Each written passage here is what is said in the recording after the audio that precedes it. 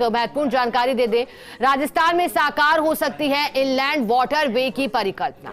Inland water terminal को लेकर कोलकाता में बैठक होगी। कोलकाता में 8 जनवरी को आयोजित होगी बैठक। National inland water veg authority की बैठक होगी। देखा जाएगा कि देश भर में कहां-कहां वाटर वे स्थापित किए जा सकते हैं। राजस्थान में लूणी और कच्छ वाटर वे बनाने की योजना पर भी चर्चा हो सकती है। भाजपा के संकल्प पत्र में शामिल है लूणी वाटर कच्छ वाटरवे। बैठक में रिवर बेसिन अथॉरिटी के चीफ इंजीनियर विनोद चौधरी राजस्थान का प्रतिनिधित्व करेंगे।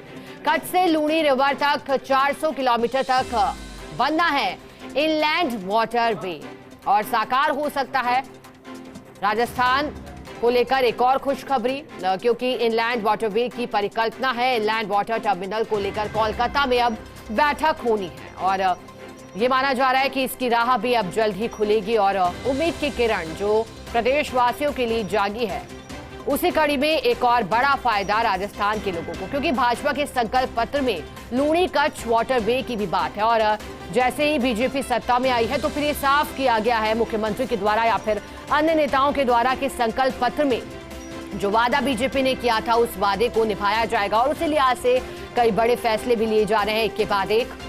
और national inland water veg authority की बैठक होनी है।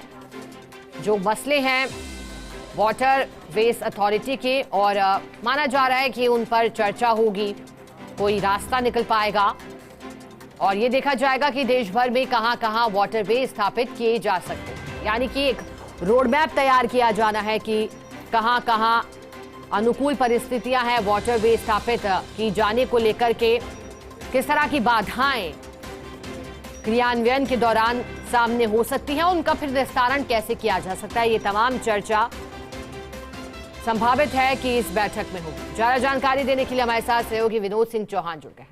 विनोद, बताइएगा, कोलकाता में बैठक प्रस्तावित की गई है, अगर बैठक होती है तो फिर उसके बाद क्या कुछ चर्चा होगी और कितना फायदेमंद रहेगा इस बैठक के बाद राजस्थान वासियों के लिए ये संकल्प?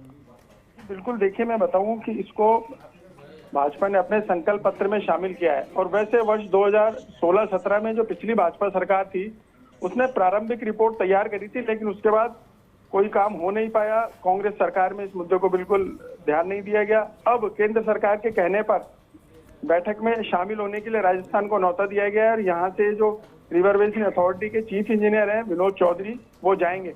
बड़ी बात यह है कि जमीन पर पानी का रास्ता बनाया जाएगा और इसमें भी देखा जाएगा कि जल की उपलब्धता और उसके लेवल को उचित पाया गया तो राजस्थान को एक वाटरवे मिलेगा जो अरब सागर से लूणी तक जोड़ा जाएगा। करीब 400 किलोमीटर का दायरा है और बताया जा रहा है कि 15,000 करोड़ में तैयार हो सकता है ये वाटरवे और इनलैंड वाटरवे अथॉरिटी इसे तैयार करेगी। देखिए, अगर राजस्थान इस बैठक में अपना प्रतिनिधित्व रखने के साथ ही प्रेजेंटेशन देता है तो देखिए जल्द ही डीपीआर भी तैयार हो सकती है और उसके आगे के बाद का रास्ता तय होगा।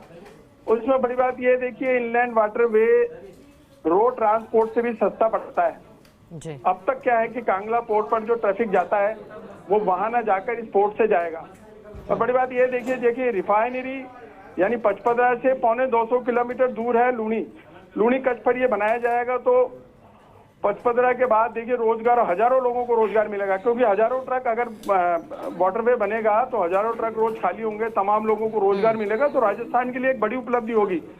और देखिए जिस तरीके से भजनलाल सरकार में पहले ईआरसीपी का मामला सुलझा और अब ये एक बड़ा मामला सामने आया है और जिस तरीके से भाजपा ने इसको संकल्प पत्र में शामिल किया था उसके बाद 2 महीने के भीतर ही राजस्थान को बैठक में बुलाया गया और कोलकाता में आयोजित होने वाली देश भर के जो रिवर बेसिन अथॉरिटी के अधिकारी हैं उसमें राजस्थान का प्रतिनिधित्व भी रहेगा।